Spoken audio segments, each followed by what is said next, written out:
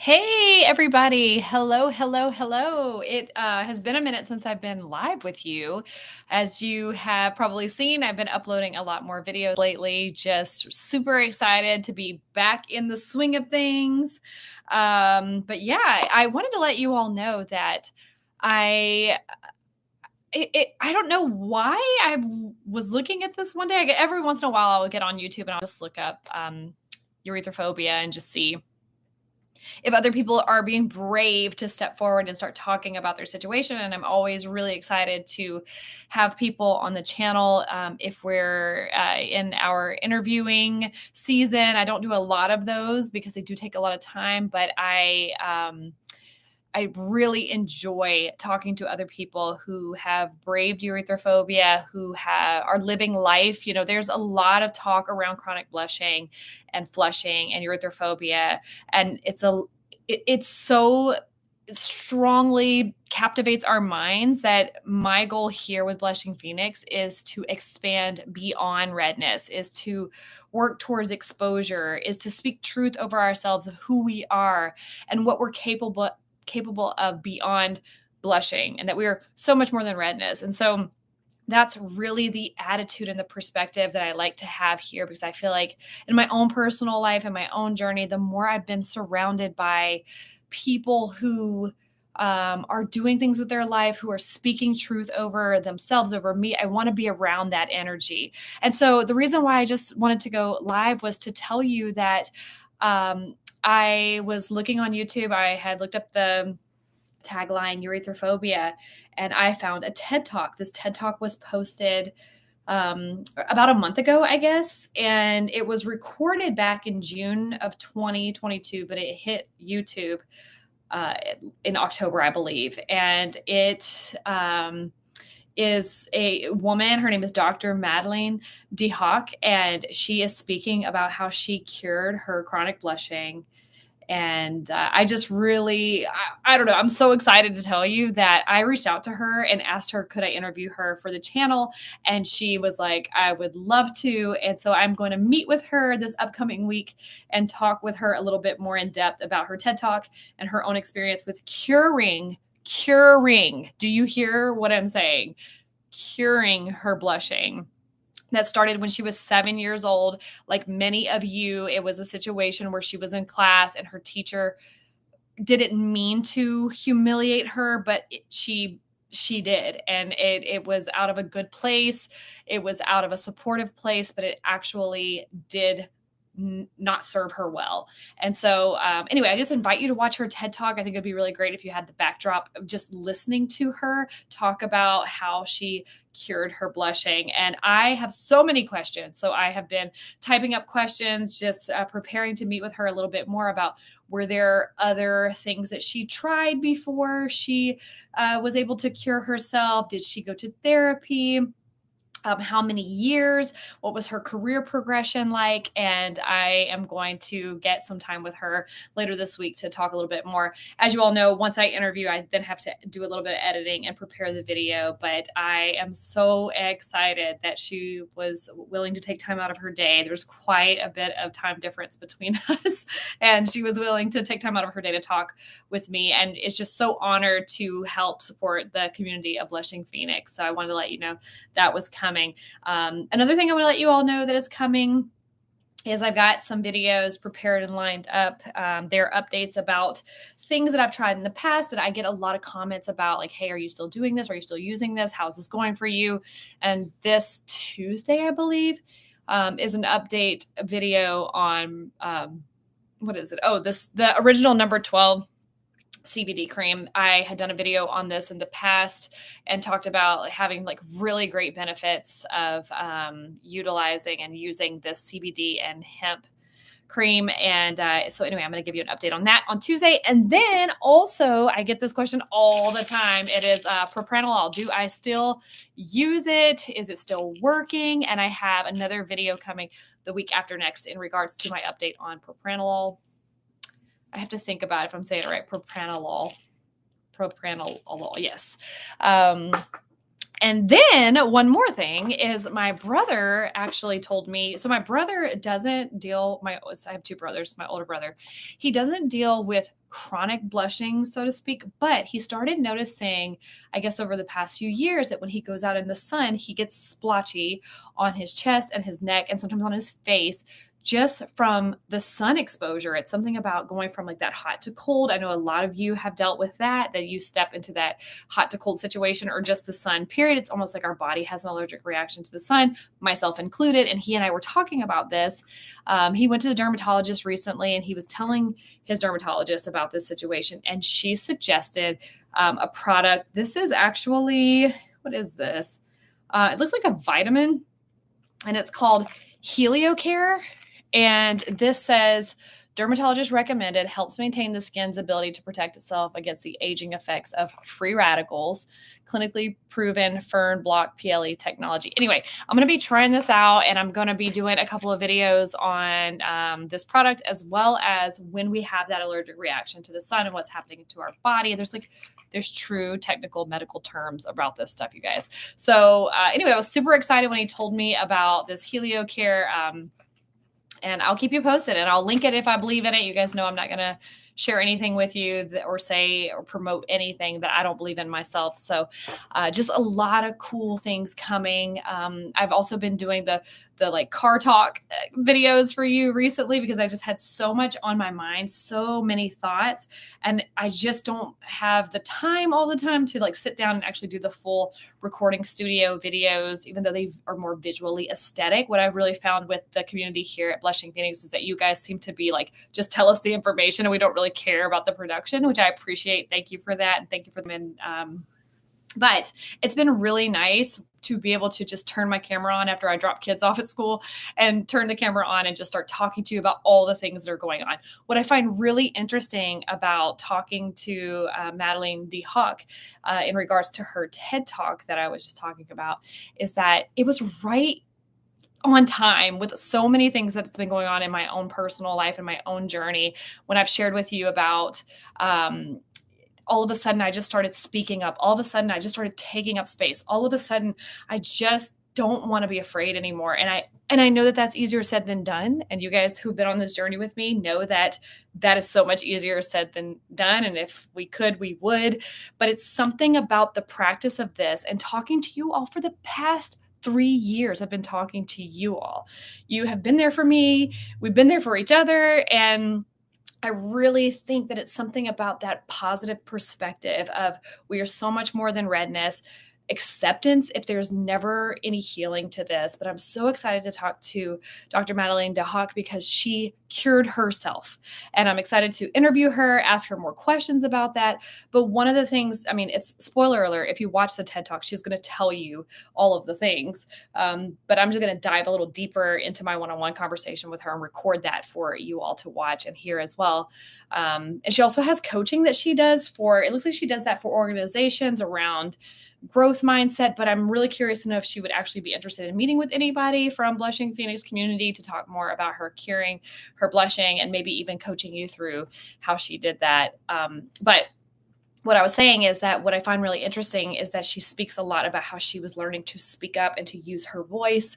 And that is actually ultimately at the end of the day, what cured her. And I have been on this journey over the past year, really, but definitely over the past like 4 to 6 months of using my voice when I have a thought about something and I need to say something, just speaking it out. And if that comes with great loss, then so freaking be it. Because I think sometimes we are trying to hold back our voice because we don't want to be cast away and judged and rejected. And yet the more we hold our voice back, the more we are rejected. So it's like this never ending cycle and just ready to break free. So I don't know about you, but I hope you're super excited. Obviously, there's some new things going on with Blushing Phoenix. I'm back. I took some time to just like mentally heal from postpartum depression. I'm excited about going into the holidays. I've already made this like deal to myself that I would not be over extending myself. I'm taking it easy, but you guys and this community really is one of my top priorities right now. And we are so close to 4,000 watch hours on this channel. And what does that mean? So on YouTube, in order to be monetized, you have to have 1,000 subscribers and 4,000 watch hours 4,000 watch hours in a year, in 365 days from those subscribers or whoever. It doesn't have to be the subscribers. And then you are eligible for partnership with YouTube, which monetizes your channel. If we monetize this channel, then I have the ability to give more time and energy to the resources that I can provide for you guys, interviews with people. My ultimate hope would be to get more involved in the medical community and be able to talk to people who do research around different things to bring more awareness to erythrophobia, chronic blushing and flushing. As you all know, we find very little support and evidence around things, and usually it's around rosacea. And of course, there's a huge rosacea community, and I think they're all kind of interlinked to some degree, but that's my ultimate hope. So the more you watch the videos, the more you tune in, the more you subscribe, the more you are here, the better off this channel grows. And as it grows, it also, I've talked about this before with algorithms and all of those things, is it just brings it to the attention to others who are looking for hope and support. There's a lot of people in the community that, and I get it, but they are suffering and they're crushed under the weight of what chronic blushing does to people. And we're doing something different here. We are not going to be crushed under that weight. We're going to validate our feelings. We're going to talk about it, and we're going to move through it. That has been my whole journey with Blushing Phoenix for 3 years that you guys have seen me. This has been kind of like a 5-year journey, really, but 3 years publicly with you, and huge progress. I mean, huge progress. And so much of it seems like it's happened in just the past couple of months. And I know that that's not just something that happened overnight. It happened through this consistent practice of, I am so much more than redness. You are so much more than redness. And being safe in an environment with you all is where I've had the ability to heal. And hearing somebody say that they healed and they cured, and it's not some like trying to sell you something in like 5 quick tips and let me charge you $5 million for it. It's something that I think is huge for this community, and I just wanted you all to know about it. So be sure to go check out her TED Talk, Madeleine D. Hauke's TED Talk, if you haven't watched it yet. I think you're going to be so inspired by it. And then be sure to subscribe, hit the bell notification here if you're not already in the loop on things that are going on here. I'm trying to be consistent with posting maybe 2 to 3 videos a week for you all. One of those is a music video or a sound video. I think we've got music videos coming soon. I think I've talked about this a couple of times.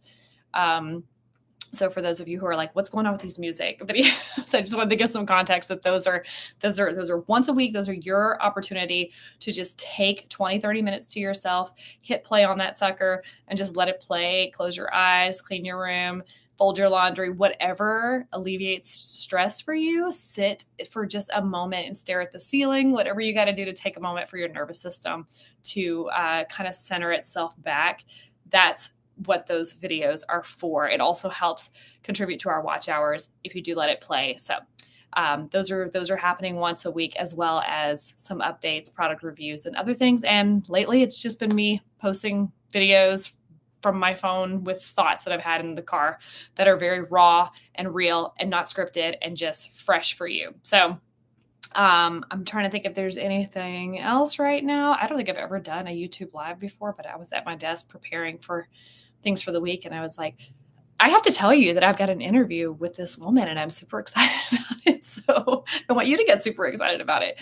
Also, we do have Patreon officially. I know that I had kind of like soft launched it one time, and then I just kind of disappeared for a little bit to take care of myself and my family. But there is an opportunity for you to go out on Patreon and just check out some of the options that are there for things that you can support the channel, but also get some really cool perks in regards to whatever you decide to help with.